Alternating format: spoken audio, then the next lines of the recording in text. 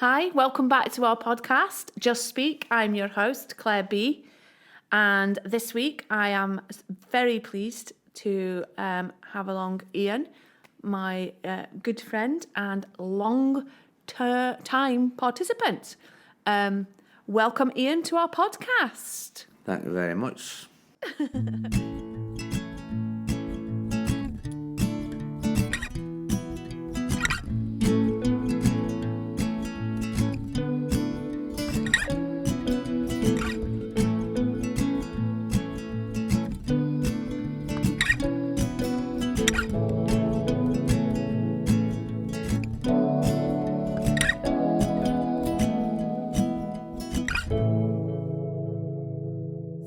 Today we're just going to chat about Just Be and what that has been for you, what your journey was with it and still is with it, and anything else that you want to sprinkle on the top as well. Thank you.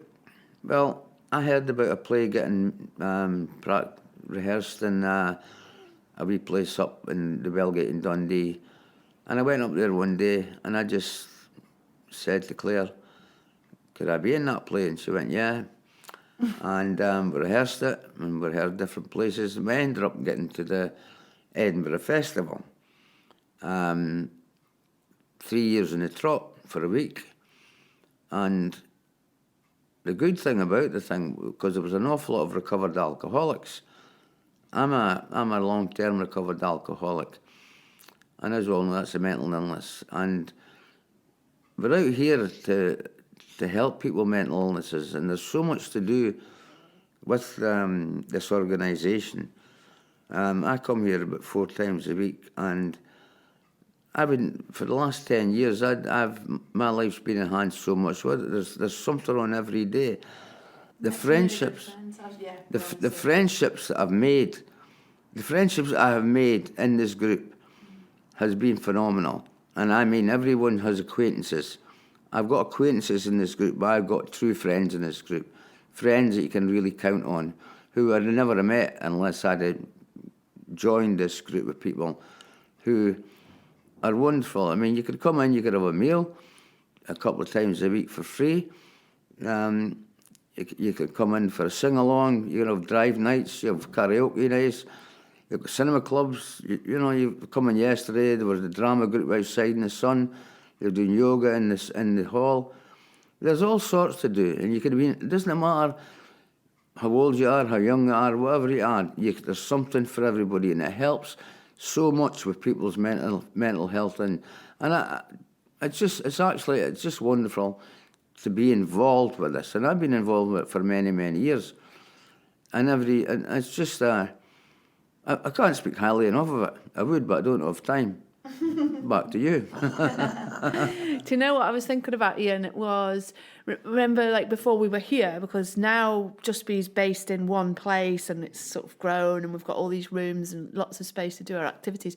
But remember before that we used to go different places, didn't we, in the city? Oh, yeah. You got right into your art, didn't you? That was one thing that I used to, actually, I could only draw a house with smoke coming out of it. That was really my limitations. Good though.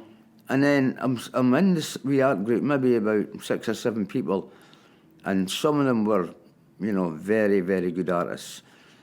And then one lady I met, and she talked about pointillism, and I'd never heard that word, pointillism. And I don't know why, but I took to that like... it was unbelievable. I just seem to have a knack to do no drawing, but I never even thought about what I was going to draw. And I was in my own wee fairyland there, drawing that. I could, I'd go in there for 2 hours and I could have sat there all day and drew. And I've got quite a good collection, and it was shown on a wee exhibition in one of the churches in Dundee. And I was very, very chuffed with it. And beg your pardon, yes, why not mention it? Yes, and the V&A, where a lot of people come and visited it. And I had my own little chair with my wee, what do you call it, an easel? Yeah, which Claire set up for me. And it's these wee things that boost your confidence. You might come in on a downer and you think, why is that for me? And people were watching you, you know, because I did colour. I used to draw colour. And I could draw, say, a bird maybe, or maybe even a dinosaur. And you're looking at maybe 20,000, 30,000 dots. And that wasn't even a Tyrannosaurus Rex. That would be about your 100th. This must have been a wee dinosaur I was drawing that looked like a pigeon, but it's hard to get the beak right. But I was in my own wee world doing that. I loved it. But that was one of the most pleasurable activities I've ever taken up, was because of this pointillism. And I will say something. It was on Who Wants to Be a Millionaire? And it was for £32,000. And the person had 4 choices. It was pointillism, something. And I went, oh, I know that. And the person got it wrong and they lost £15,000. But I knew I would never known that answer. So I'm thinking of going on to Who Wants to Be a Millionaire, because I'm quite a clever boy. It's educational as well, isn't it? That's what you're saying. Oh, it was, and again, it's to do with your mental health. There was people in there who were so relaxed in there that people were bouncing off each other. And there's so many different places that I've been. So... You've done a bit of everything. You know, it gives you a freedom to... Be a banana or a sumo wrestler. Yeah, or to draw a dinosaur that looks like a pigeon. You And just do what you want. You also used to write stories and like short stories and poetry, didn't you, for the drivers? Yeah, I used to... You always bring a smile to people's face, don't you? Yeah. I mean, the sumo suit, because it was on back to front, so your nipples were on the back, weren't they? Yes. Yeah. Yes, a bit of advice for anyone who's got a sumo suit.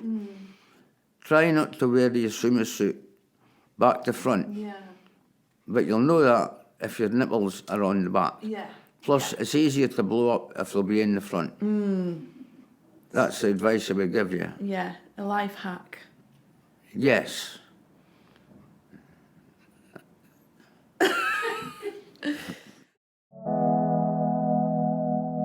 Actually, interesting fact. When Just Be was formed, you were on the board. You were on, so Yeah. So you've really been with it from the bones. Absolutely. And then we were laying the foundations. Yeah, laying the foundations, and then, but also we have become really good friends as well. And you're a good mentor for me, aren't you? And hopefully, you know. I agree with you. When I said earlier that I've made very good friends, I've made a lot of acquaintances. That's different from having friends that you can trust, people who you can rely on. Yeah. And we can be very candid with each other, be open-minded with each other, and be honest with each other. No dramatics. It can just be, or you don't even have to say a word sometimes. Yeah. And you get a feeling when someone's not right, you know, and you can pick people up. But that's these sort of friendships only come every now and again. And when you have these sort of friendships, you really are a lucky person. I agree. And I'm a very lucky person to have that sort of friendship with Claire. And I thank you, Claire. Yeah, and I thank you too. Well, I'm like that.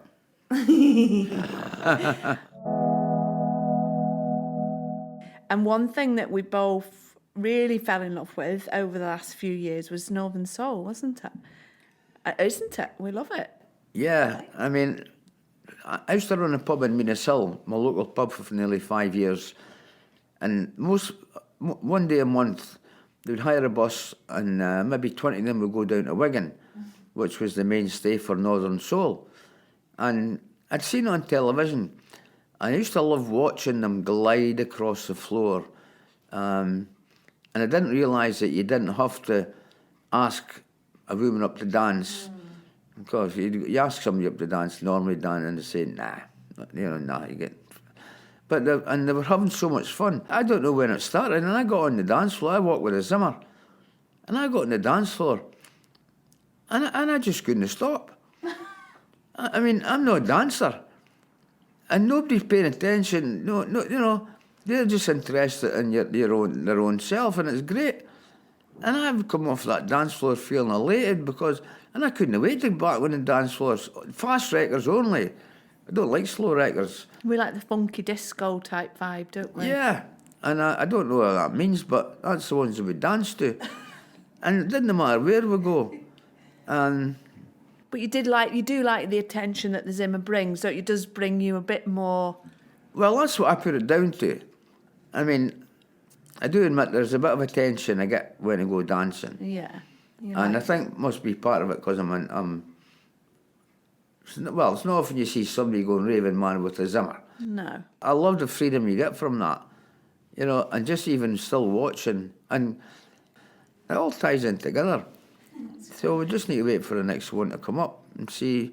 I know. And it gives you a freedom, but again, it's myself and Claire that if wherever, the sad thing is at the moment, because it's not a sob story, it's not just reality. I do it day by day just now. Exactly, day by day. And that's it. So today, after doing this pod thing, I'm having a great time. I'm actually, and for 26 minutes plus, so that's the whole first half of a football match. Yeah. Why did I say that? I don't know. Because you're full of fun facts. So you've brought so much to Just Be, and then you've also taken all the good things too. I've taken, but not in a selfish way. No, not at all. I've embraced what. And then other people have been able to, draw from you and from your advice or from just your example you're setting as well. Yeah, I mean. Live and let live. And I think, can we just say then, Ian, and it's not a morbid thing, and you say that yourself, but you're not so well just now. No. But a message that you've sort of constantly had over the last year is you're living for today, you're having the time of your life, it's not doom and gloom, you don't want people to sort of feel sorry, you're just really, and that's a really lovely example, isn't it, for people to go, wow. What I think is, and I've thought about this quite a lot because I've really not had a good time recently. No. And to be honest with you, I'm not having a great day. No. But I'm here and I'm having a better day than yesterday, so today's a good day. But one thing people can talk about, people moaning all the time. Now, acquaintances again and friends. If I have a good friend and they say to me, and how it is today, Ian, and I know that they want to know how I am. I'm not going to give them any crap. I'm going to tell them how I am. When other people come up and say, and how are you, Ian? I say, I'm fine. Mm-hmm. Because they don't really want to know. They know I'm not well, but they don't really want. So I might be telling in a day 10 people how I really am.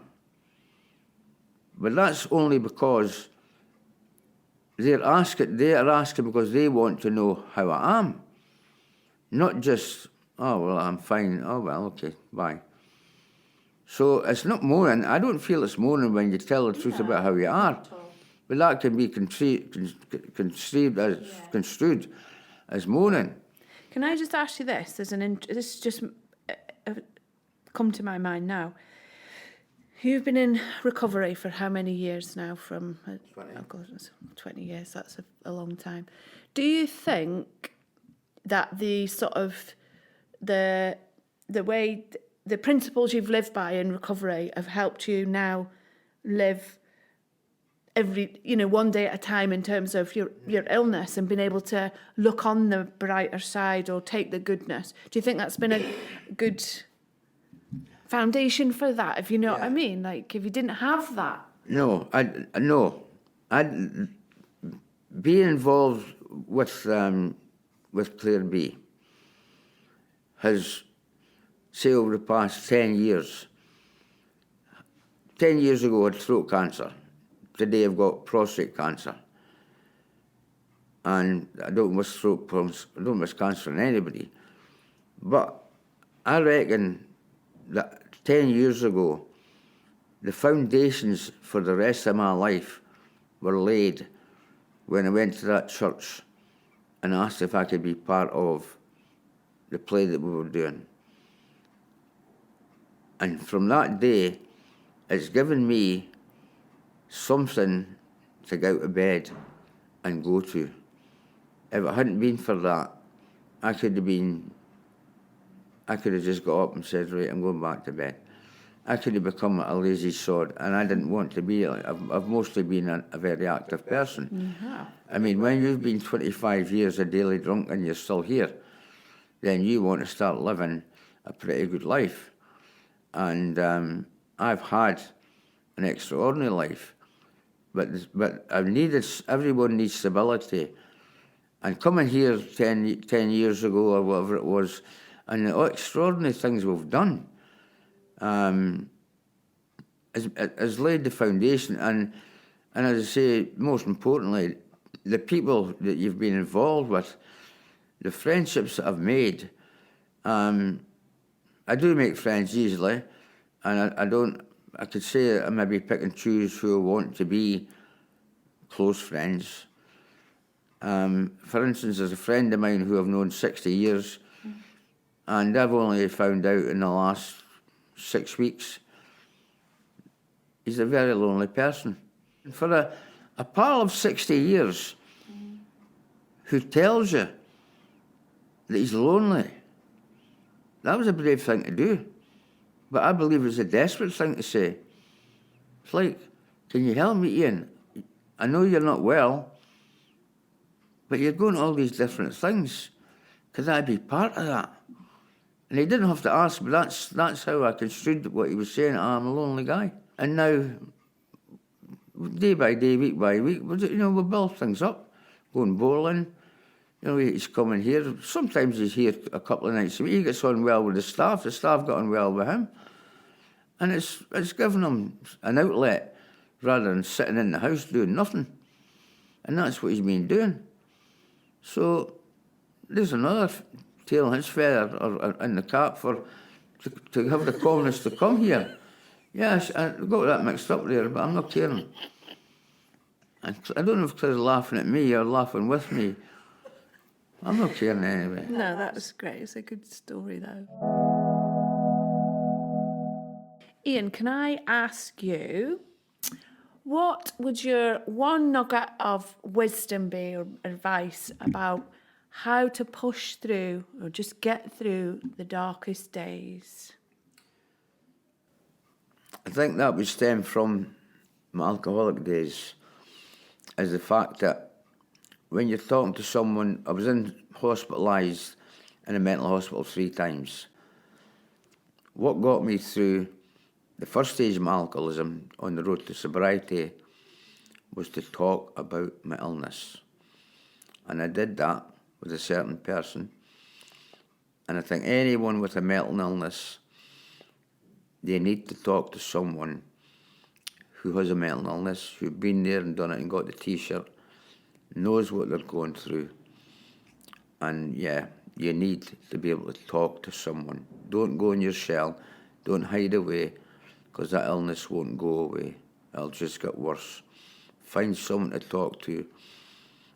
A problem shared is a problem halved.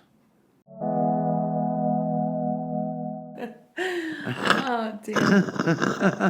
Anything else? No, what do you think? Anything else? Oh, I love talking like this. The freedom to talk and be how just to be how you want to be. And before coming in here, I was having a bad time. And right now, I'm having a great time. I could go on forever in a day. You're good at talking, aren't you, Ian? Yeah, well, I've been told that. But I'll tell you one thing. God gave us 2 ears. And I've got very big ears, by the way. I never got called Dumbo at school. I have to say this. I got called Squeezy at school. Because when I was 5, somebody picked me up. And it was a wee chubby guy. And he says, "You're like a squeezy bottle." And for the next 60 years, I've been called Squeezy, not Dumbo. And my pal Colin, who's now on holiday, who's been a rock to me, an absolute rock for me over the past 15 years. He has had 15 years of sobriety. And he's in Turkey. and he's bringing back a real Circus Delight. I miss him so much. And I can't say more. No. Yes, I can. I says one time, I took some of the staff out for a meal, and Colin was away this time. And I says to them, if you got one friend in the world, like Colin, that would be there for you any minute of the day, 24/7, somebody you could trust, somebody you can confide in, won't go any further, then you're a very lucky person. I'm a very lucky person. Thank you, Colin. And that's all for me. Bye. Thanks, Ian. High five. So, Ian, I want to say thank you very, very much for your time, because we've tried to get this pod thingy done for a while, and just due to obviously not being well. So I really do appreciate it, and I do know you're not having the best day. To be honest with you, right now, I'm fine. Good. I mean that. Yeah. I'm fine. And we do really appreciate it, because, as I say, everyone benefits so much from you. Me, first in line. We'll bounce off each other, and I know that we've helped, how much we can help people. I feel a song coming on. Do you feel a song coming on? Shall we sing? Yeah, what song's that? I don't know. If I can make it here, I'll make it. Anywhere it's up to you. New York, New York. Do, do, do, do, do, do. Mark, where are you when I need you, pal? Cheers. Thank you. Well, that was fun. Thanks to my friend Ian for coming along today. My friend and now your friend. Thanks to our funders for allowing us this platform to bring these amazing people along. Our funders are, of course, the NHS Community Innovation Fund and the SCVO Digital Pioneers Mental Health Fund. So yeah, thank you very, very much. Thanks for listening, and I hope you enjoyed that little episode with Ian, and next week we will bring you another exciting guest. Inspiration. You know. And it was Danspiration. well, yeah, perspiration. Anti-perspiration.